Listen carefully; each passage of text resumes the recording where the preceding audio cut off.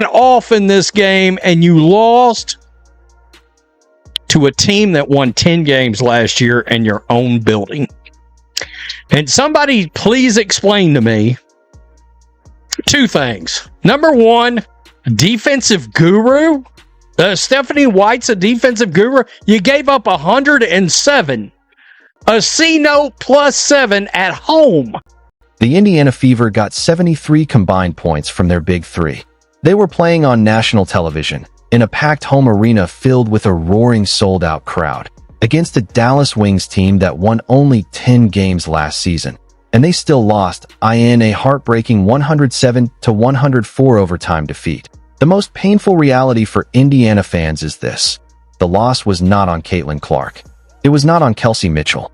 And it certainly was not on Aaliyah Boston. The Fever's star trio delivered everything you could possibly hope for in a season opener. They were phenomenal.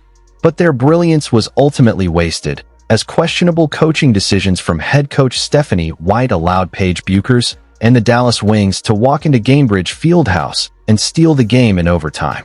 This was not simply a case of Indiana being outplayed by a better team. The Fever were outcoached. Still, before breaking down what went wrong, credit must be given where it is deserved, because the stars absolutely showed up. Kelsey Mitchell exploded for 30 points in a sensational performance, proving exactly why she earned her $1.4 million Supermax contract.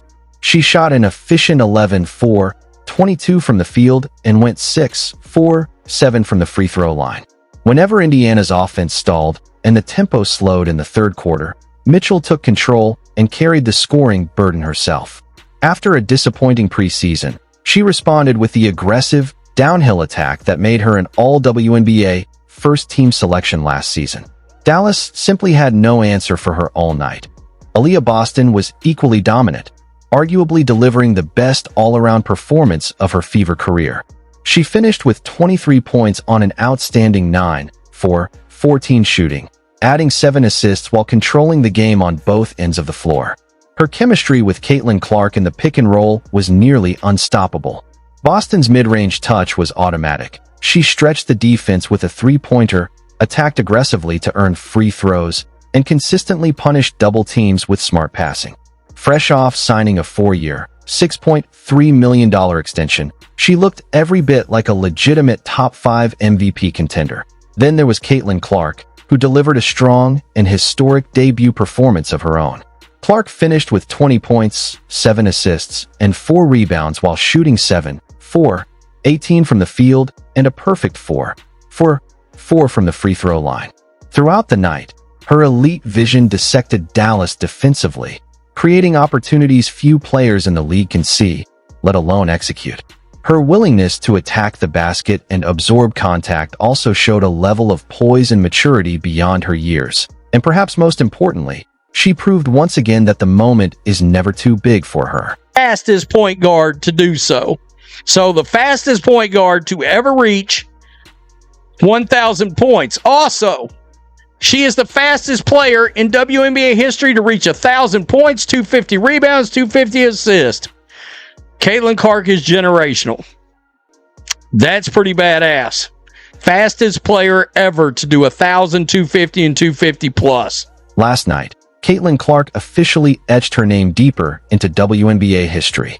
She became the 6th fastest player ever to reach 1,000 career points. But even more impressively, she is now the fastest point guard in league history to achieve that milestone. And the records did not stop there. Clark also became the fastest player in WNBA history to record 1,000 points, 250 rebounds, and 250 assists. That is not just elite production. That is generational greatness unfolding in real time. Was her shooting night perfect? Not exactly. Clark finished just 2-for-9 from beyond the arc, a number that falls below the incredibly high standard she has already set for herself. But even on a night when the three-point shot was not consistently falling, her overall impact on the game remained undeniable. That is what separates superstars from truly transformational players. Even without her best shooting performance, Clark still controlled the tempo, created opportunities for her teammates, attacked the defense with confidence, and continued making history along the way. Hines Allen, forget about it. Forget about it. I was like, are you serious? We did this? We signed this player? Not good. The big three, let's just be honest. When you score 20, 23, and 30, your big three just